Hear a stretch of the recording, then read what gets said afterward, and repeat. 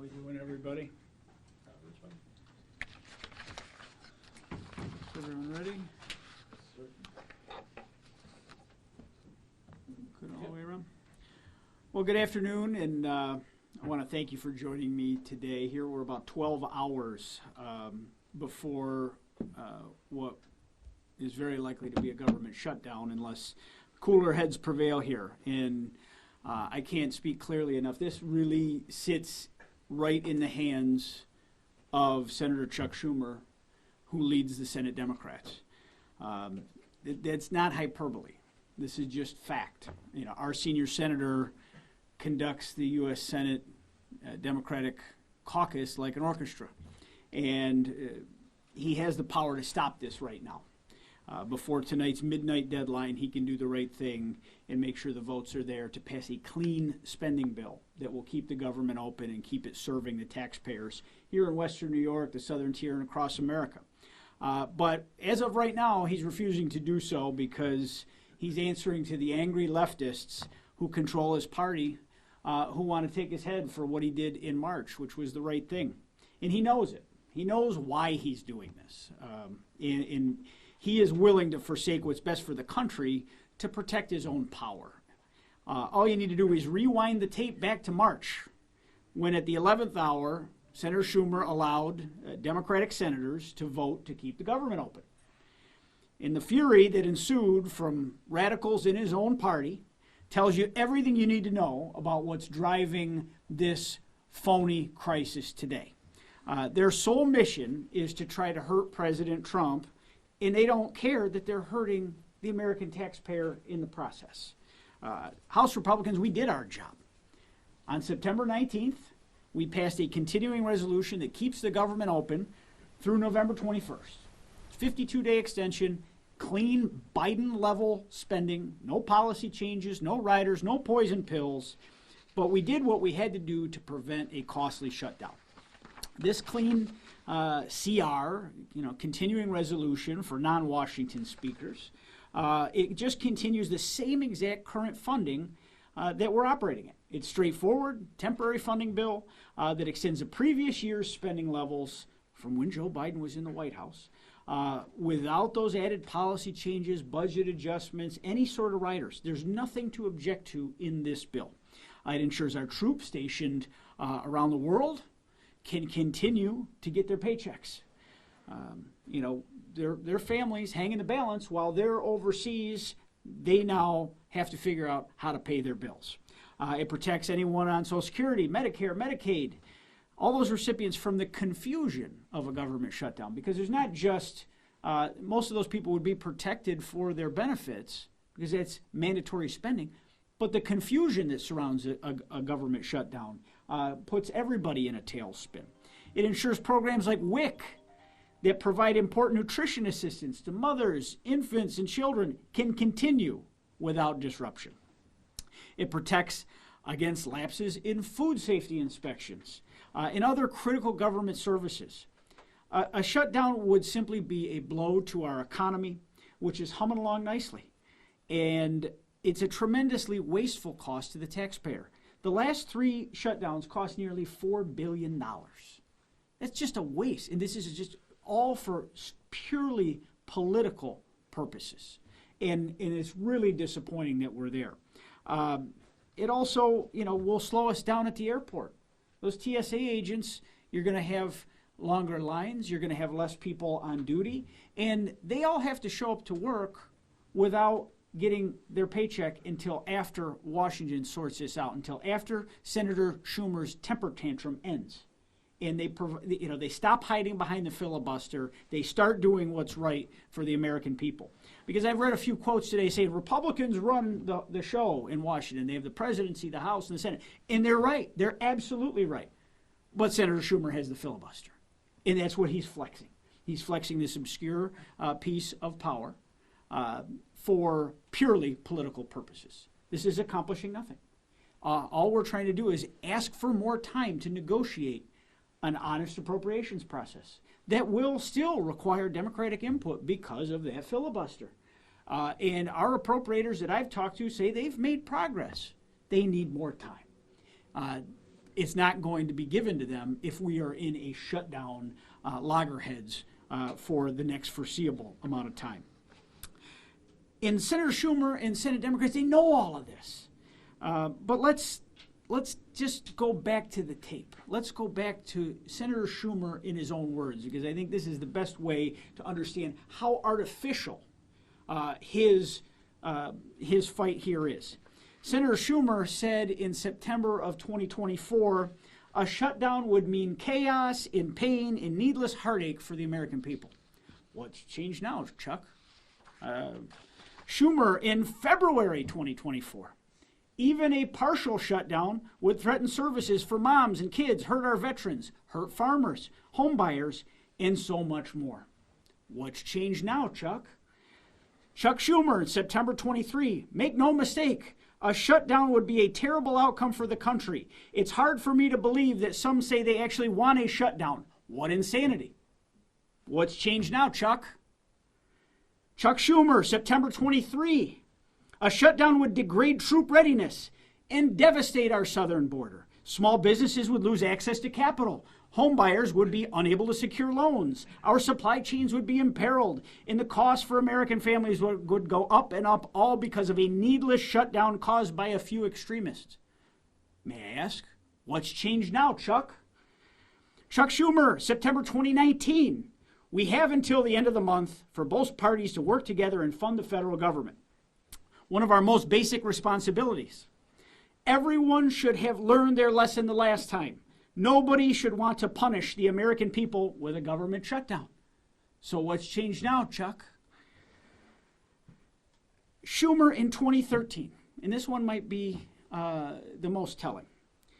As we said 1,000 times, we're happy to discuss how to fund the government, but not with a gun to our heads. You are not going to get us to give in to extortion. You are not going to take us hostage, and as hostage, millions of innocent Americans, and succeed in getting us to do something you want, and we don't, and they don't. So what's changed now, Chuck? Why the change in heart here? Do the right thing for the American taxpayer. Do the right thing for the people here in Western New York, in the Southern Tier, and across this great state, the 19+ million people that you were elected to represent. Make sure that the federal government, that we all pay way too high a taxes to fund, is there to serve the people that hire the people. And that hasn't happened. Ironically, we're contending with very unserious demands from Schumer and his party. They want $1.5 trillion in partisan spending, including restoring taxpayer-funded free health care for illegals, allowing able-bodied Americans to collect taxpayer-funded social welfare benefits while refusing to work, and extending Biden's COVID-era spending, all while cutting an additional $50 billion for rural health facilities. It's just a non-starter, period. And we're not going to be forced through extortion and a gun to our head to accept these ridiculous demands. These are things that the American people asked for last election day, and we have delivered them. And now, Chuck wants to use this one moment for a 52-day extension of federal funding to reverse all of that progress for our country. The American people gave Republicans majorities in the House and the Senate. In the White House, because they wanted the nonstop runaway train spending that we saw over the last 4 years to end. And we have made a huge down payment on that in what we did in budget reconciliation. But instead of reflecting on how the Democratic Party has gone so far astray from the mainstream, Senator Schumer is now doubling down on same exact failed policies that cost his party their election last fall. Democrats, they aren't protecting health care. They are weaponizing critical services as an excuse to shut down the government to protect themselves from their radical base. That 20-30% of the people that vote in their primaries that they're all so worried about. And I hope every American and every person in Western New York that's watching this play out, because they're getting a front row seat to dishonest politics at its very worst. They only pretend to care about federal workers or vulnerable populations when it helps them politically. Now, all the federal workers, some will be furloughed. Some will essentially get vacation days that they'll get paid for after the fact when we solve this eventually. Some of those workers that they should care about greatly are soldiers, our Customs and U.S. Border Patrol agents, the doctors and the nurses and the people that take care of the patients at the VA. They all have to go to work every day, and they don't know when they're going to get a paycheck. And they still have to show up and go in. We heard all sorts of crying the blues when DOJ was working to streamline the federal government and eliminate unnecessary positions earlier this year. And now we find out that the Democrats that wanted to raise holy hell, they didn't give a damn about those federal workers because they're willing to make those people go there and end up in a financially precarious situation with uncertainty as to when their next paycheck should come. They are only pretending to care for those federal workers. They want to derail the progress that we've succeeded in this year with disruption and chaos, and this is politically orchestrated, and it's an attack using Americans as their pawns. If it happens, Senator Schumer and Senate Democrats, they own this shutdown. We have passed clean funding. It's not controversial. It's just an extension. We just want a little more time so we can continue the appropriations process. And if they want to put meaningful reforms in that, let's have that debate. Let's have that discussion. Let's have that back and forth. I think, the president showed willingness to work with them, but only if we keep the government open. And it is time for Schumer to stop playing these games and just do what's right for the people. Lives are on the line. The American people are watching. And, at this point, I'd be happy to take any of your questions. How are you feeling? There will be a shutdown, or they won't become 1201? I guess I'm talking to y'all today because I hope some of our viewers can throw a phone call into Senator Schumer and Senator Gillibrand and say, do what's right. Put the politics aside for a second. What's your gut tell you? It doesn't look good right now. All the body language coming out of Senate Democrats is we're going into a shutdown. I think the betting markets have it around 80% plus at this point that they think we're going into a shutdown. And it didn't have to be this way. They've had weeks now since we passed a clean continuing resolution, which just makes us continue this discussion because we'd be looking at, I think, November 21st is the date, of the next funding expiration date. It's October. We would have a very short window to get our house in order, get these things negotiated. But, they're asking for ridiculous sums of concessions for a 52-day extension of current Biden-level spending. Would you be better served being in Washington trying to broker some deal than sitting here talking to us? I don't believe so, because we've passed in the House, we have passed the legislation. Okay. We didn't leave town until we got our work done. And then we have done that. Now, the Democrats that went back yesterday, I saw they had a real nice press conference out on the steps, but other than that, they sat there and twiddled their thumbs and wondered what the Senate was going to do. This is in the Senate's court. There's a reason that we're calling this Schumer shutdown, because in the House, you either have the votes or you don't have the votes. We had the votes. We passed the bill. Democrats voted for the bill because they knew it was, those few Democrats that crossed the line and did it, they knew it was the right thing to do. Don't play games with, just a random taxpayer. If you want to win a political argument, win it on the floor of the House or the Senate. Senator Schumer hides behind the filibuster in order to stop this. Yes, we have a majority, but we have 53 seats. He knows that he can make sure that we don't shut down debate in the Senate without having a vote of 60. And that's why we're at the moment we are. He's using the filibuster to screw the American people. You had mentioned that, I believe you said the last time we had shutdowns, it cost, or maybe a particular shutdown, it cost $4 billion. In what way did it cost? In what Office of Management Budget tells me, that a shutdown costs about $1 billion a week in terms of just having to recalibrate, figure out the furloughs, all the additional spending across the expanse of the federal government. It comes at great cost. It also, sets our military back in terms of projects and construction and weapon systems. All of those things have to come to a screeching halt. This is not good policy. I think that we should eliminate shutdowns as a tool. You've never heard me advocate for a shutdown. Shutdowns are dangerous, they're foolish, they don't accomplish anything, and they create phony political crises like the one Chuck Schumer is advocating for right now. It doesn't have to be this way. The American people deserve better. That's why we passed it. We didn't put any gimmicks in our CR. I mean, we could have put political, language in there, changes in policy, and force people to make a false choice, either keep the government open with what we want or else. Didn't do that. Just flat spending. Economically, Wall Street is very skittish about the talk of a shutdown, and it's being reflected today. What's your thoughts about that? I think shutdowns are terrible. I really have never been an advocate, no matter who's in the White House. I think just like debt ceiling, I think debt ceiling arguments and playing brinksmanship is everything that the public has grown to hate about the way we run our government. I think everyone realizes we're going to get reopened at some point, and this is just a phony political crisis created for certain politicians to have a temper tantrum. They've never worked. No one that's ever forced a shutdown has come out the winner. And Senator Schumer won't come out the winner here either. I think, he knuckled under. He was a loser with his base. If he does the right thing here, he'll be a winner with the American people. So let's get serious about governing. The president welcomed bipartisan discussion going forward if we keep the government open. That's a big if. All the cards are in Senator Schumer's hands right now. I know in Albany we had problems with budgets for years, not getting them passed. It has come up before, and it's been pointed out, that members of Congress will be paid while this goes on, but as you said, the military will not.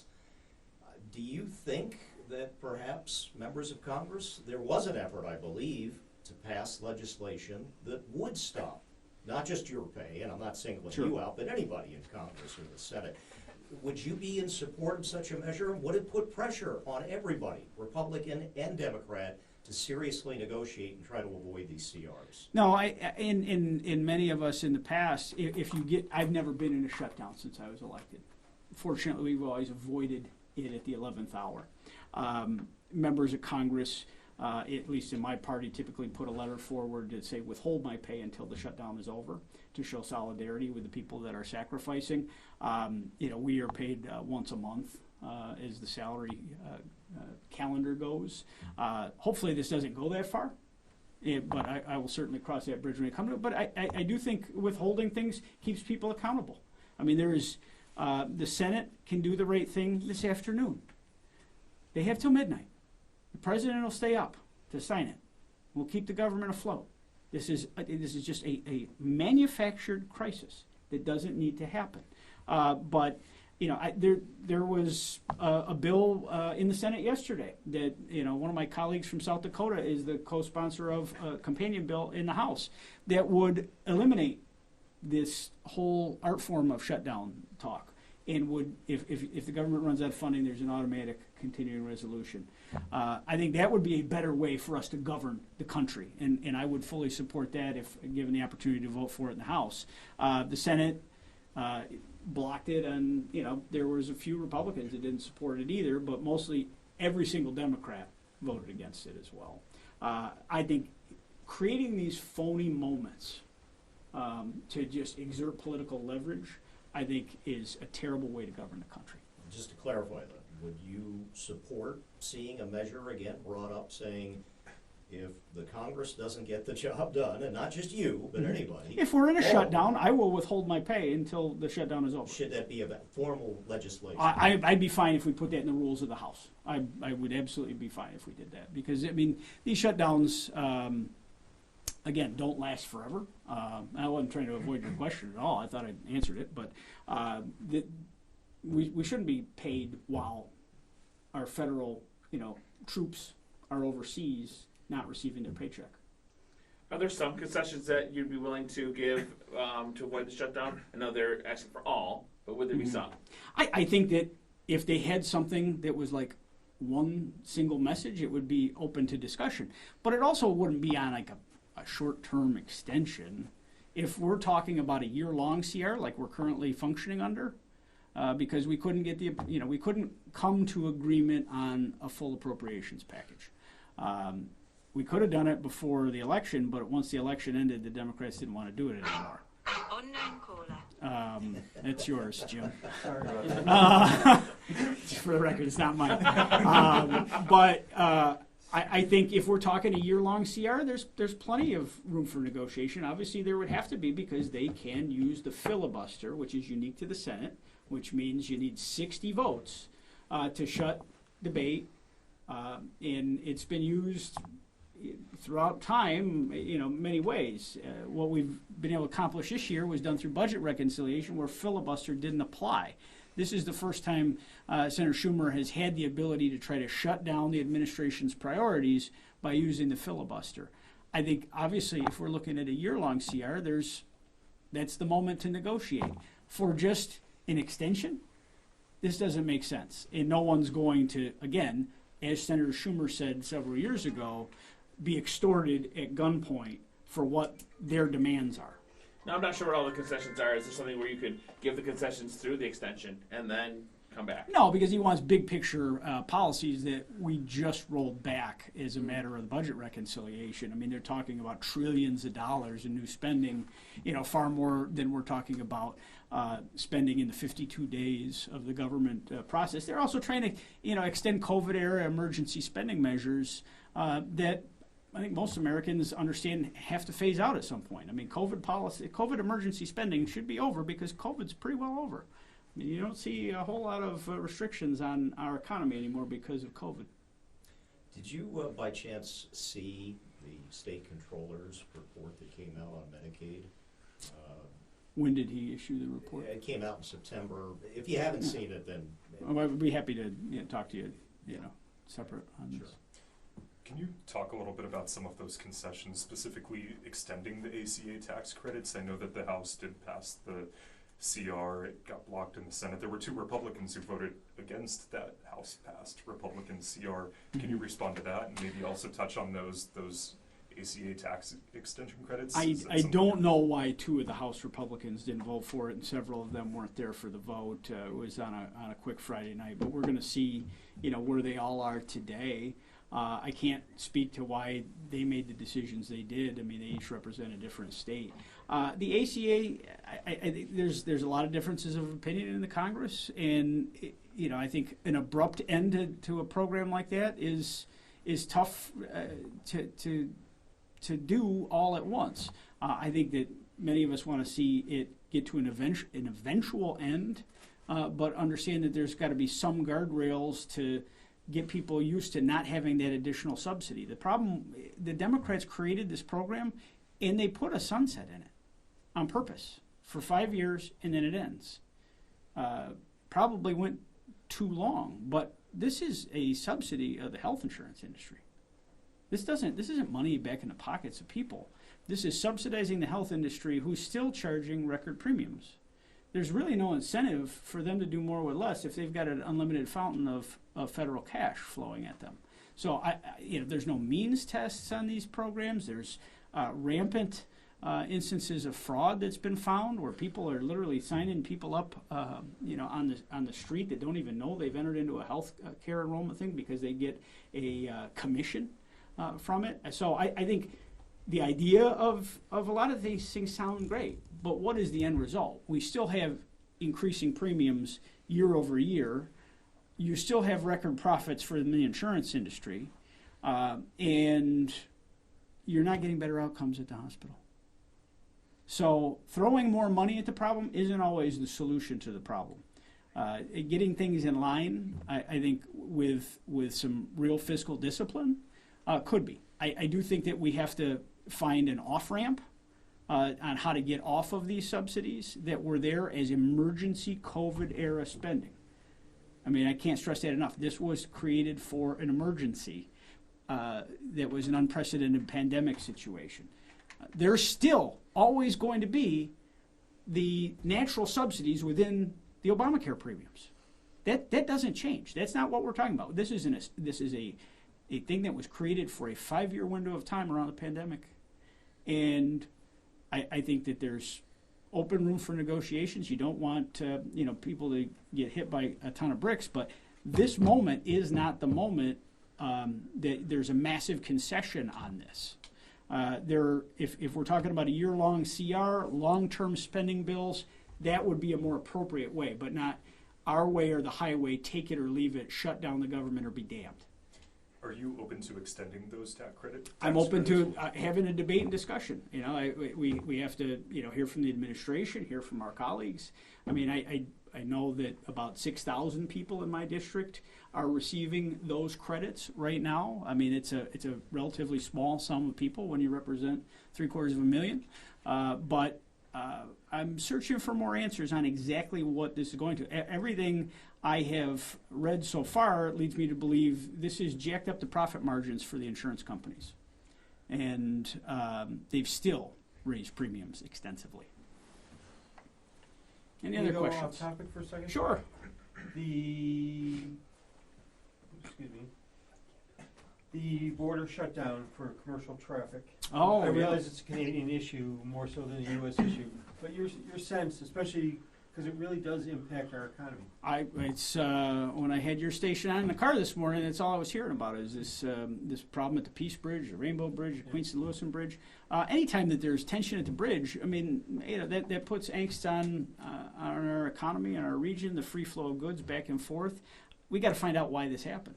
You know, was this a cybersecurity issue? Was this just antiquated infrastructure? We have been in touch this morning with all of our United States agencies that have jurisdiction over the border. They assure us this is a purely Canadian issue. So I guess we await word from the Canadian government why their system collapsed. Hopefully, has it ended yet? No. Okay, so it's still going on. I know that we were closing down entrances to the 190. It's a serious problem, but you know, I think I'm not concluding that this is a cyber attack, but you know, that's what we have to worry about going forward. Is why we need to continue to invest in our cyber infrastructure, because systems like this collapse, just like you've seen a few airlines have their entire boarding systems collapse, or TSA, their mainframe goes down, and all of a sudden you got a real logistical catastrophe. So hopefully this gets resolved quickly. The Canadian government can figure out what went wrong with their system. But it's something that we should be highly aware to what happened, how it happened, and how it can be avoided in the future. But just the image of the miles of trucks backed up along the thruway, doesn't it bring home to the average person just how important our border position is? Our border position is critical. I mean, this is, you know, we're a binational community. We have a lot of free flow of goods and services back and forth. I mean, certainly a lot of, 68% of all Canadian exports come here to the United States. I mean, we are a critical part of their economy. We certainly, you know, love to welcome our, you know, Canadian friends to come here, and many of them have second homes here. A lot of our people have second homes there. But I think that this really begs the question, how did it happen, why did it happen, and how can it be prevented from happening again? It's also pretty visual to the average person about this. Is If you're stuck in traffic, it's real visual. But no, it's an important relationship. I mean, you certainly have, you know, my full attention there, and it has to get stronger. And my hope is we can have a good bilateral trade deal soon. I know that's not related to the topic at hand, but hopefully part of that is they get their infrastructure in place so that we can get those goods across the border, because it's really our trucks going into Canada, not Canadian Correct. Trucks coming into the U.S. And So. on that point, though, are you hearing from the White House when you speak to them? I know obviously with the tariff situation, which we've asked you about before, and you yourself were concerned, obviously. Sure, you represent I remain the concerned. I world. want to see it get done. But do you feel, from what you hear with the White House, are they more satisfied when they heard that the Canadians said, okay, we'll put $1 billion in to try to stop any drug trafficking, things of that nature coming across the border? Or, and I don't know, where Carney's kind of like all over the place. He's all over the place. And I think that we have to, now, luckily, even though some of you more than others have made an awful lot about Canadian tariffs in your coverage this year, 85% of all goods are covered by USMCA and haven't been subject to tariffs. I was glad to see the Canadians take their punitive tariffs off our goods. I think that's a good faith effort.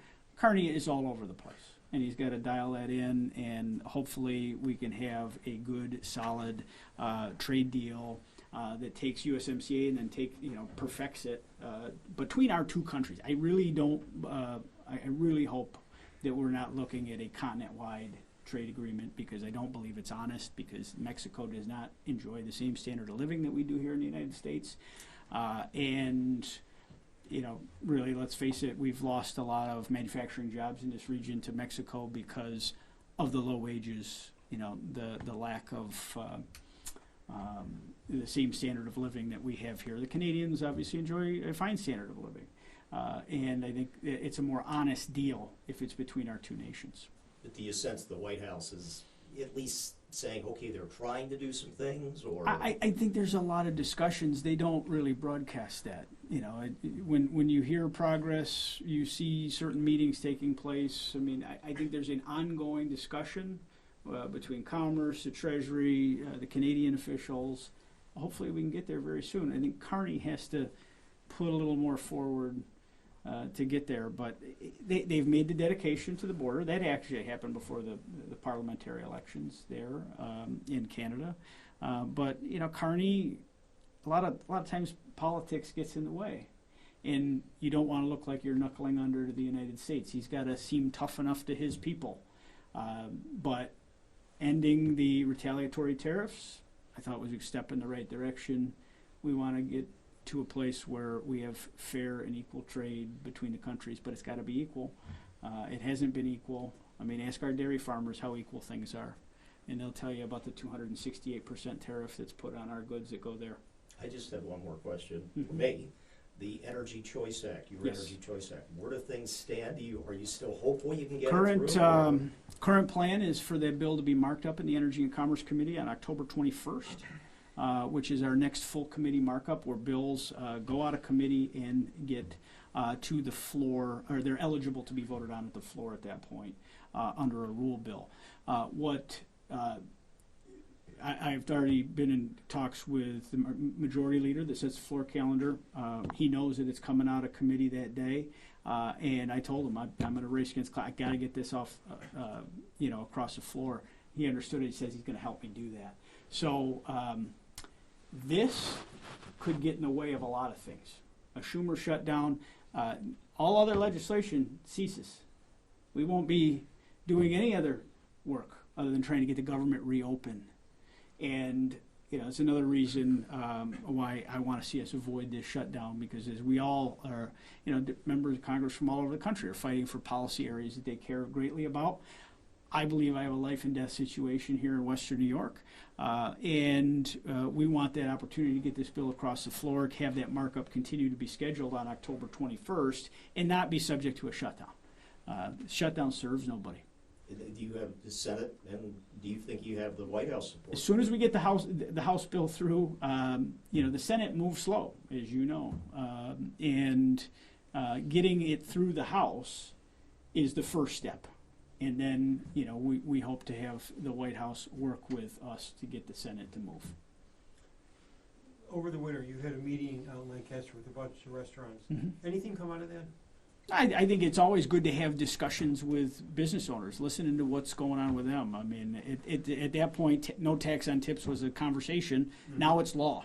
And they were enthusiastic about it. And, we continue to have those ongoing discussions with, National Restaurant Association, their state affiliates. I mean, they come and visit me in Washington, several times a year, and talk to a lot of the restaurateurs that are active in it. But there's a lot of pressure coming down from just the cost of doing business in this state.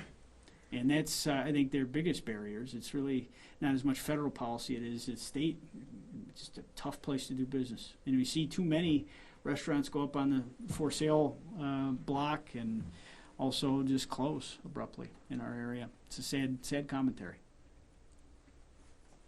Any other questions? Have I answered everyone's questions? Okay. I don't want you to leave here and say he refused to answer our questions. I always try to make sure to answer every single question. You're always good about that. Thank you very much.